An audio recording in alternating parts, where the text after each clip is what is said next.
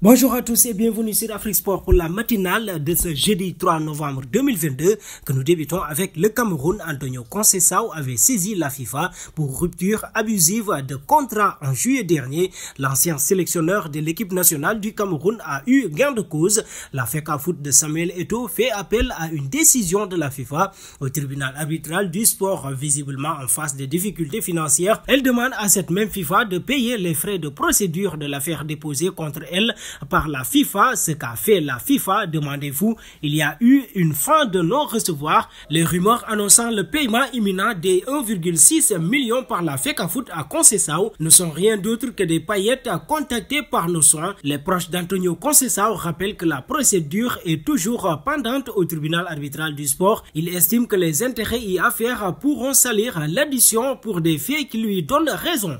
Parlons du dossier Choupo-Moting, joueur du PSG entre 2018 et 2020. Eric Choupo-Moting n'aura pas marqué les esprits au sein du club de la capitale. Pourtant, l'international camerounais impressionne cette saison avec le Bayern Munich, de quoi attirer l'attention d'autres grosses formations européennes, notamment Manchester United qui serait très intéressé à l'idée de le recruter l'année prochaine. D'après les informations de Mediafoot, les Red Devils seraient tombés sous son charme et verraient son recrutement comme une bonne idée pour l'année prochaine, une arrivée qui pourrait compenser le départ de Cristiano Ronaldo, libre de tout contrat en juin prochain et qui semble se rapprocher de plus en plus d'un départ dans les prochains mois. En effet, l'attaquant âgé de 33 ans a inscrit 8 buts à toutes compétitions confondues depuis la reprise mardi soir face à l'Inter en Ligue des Champions, 2-0.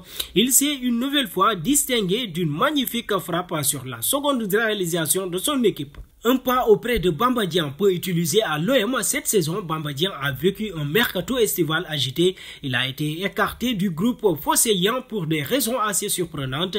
Daniel Riolo apporte une autre version des faits. Selon le confrère, Bamba Dieng aurait refusé de changer son agent malgré la demande de sa direction. Ce refus aurait alors suscité la colère de ses dirigeants qui auraient ainsi décidé de sanctionner le jeune joueur. Le cas Bamba Dieng est plutôt tordu. Il s'est passé un petit peu ce qui s'est passé avec Bamba Dieng. On lui a demandé de changer d'agent, il n'a pas voulu et on l'a mis au placard pour ça, a-t-il déclaré sur RMC. Malgré les nombreux coups de pression de la direction de l'OM, Bamba Dieng a tenu bon et semble enfin sortir peu à peu la tête de l'eau. Passons à Jérôme Boateng. Le tribunal de la grande instance de Munich a rendu sa décision dans le dossier impliquant Jérôme Boateng, accusé de coups et blessures volontaires infligées à son ex-compagne. Le défenseur de l'Olympique lyonnais a écopé d'une très lourde amende de 1,2 million d'euros. Malgré la sévérité financière, la peine est bien moindre que ce qu'elle avait été en première instance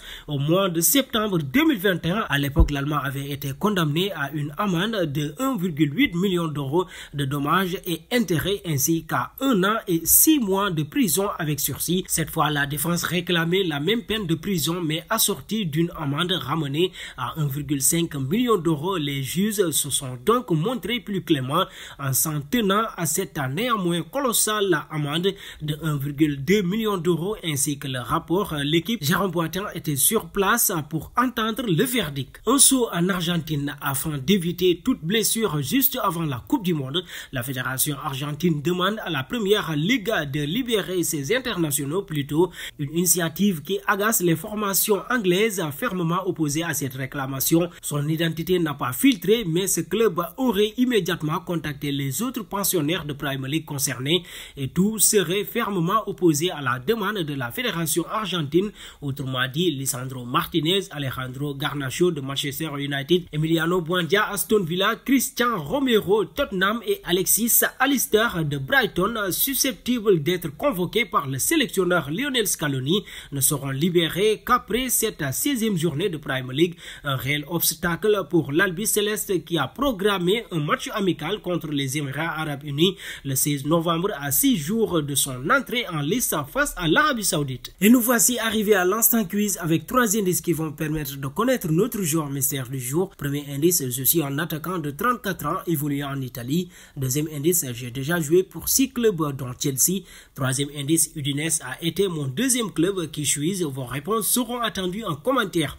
Et nos félicitations à tous ceux qui ont répondu Nampalys Mendy lors de la matinale de ce mercredi. C'était le joueur à trouver puisqu'il est un milieu de terrain de 30 ans évoluant en Angleterre qui a joué pour 3 clubs dont Monaco. Il est le cousin de Bafétimbi Gomis, ancien attaquant vedette de l'OM. Terminons avec Ibrahimovic. Dans une interview donnée à Canal+, le Suédois a été très critiqué envers l'attaquant du PSG. Il n'aime pas du tout le comportement de VIP qu'il a depuis quelques mois. Ibra a commenté le choix qu'a fait le Bondinois de rester à Paris plutôt que filer au Real Madrid. Mbappé a fait le bon choix en restant à Paris. Pour lui, non. Pour Paris, oui. Il a fait le bon choix pour Paris, pas pour lui. Il le voit trop se reposer sur ses lauriers et ça l'énerve au plus haut point. Mbappé n'aurait donc plus trop envie de progresser. Pour cela, Ibra blâme principalement ses parents. Quand un enfant devient fort, il peut facilement gagner de l'argent. Alors, ses parents deviennent avocats, agents, entraîneurs. D'une chose, ils en deviennent une autre et c'est ça le problème, fustise le Suédois. Et nous arrivons au terme de cette matinale que nous bouclons avec la question du jour. Pensez-vous que Zlatan Ibrahimovic a raison devant le choix de Kylian Mbappé? Vos réponses seront attendues en commentaire. Mais en attendant, n'hésitez pas à vous abonner sur Afrique Sport pour ne rien manquer des informations autour du football.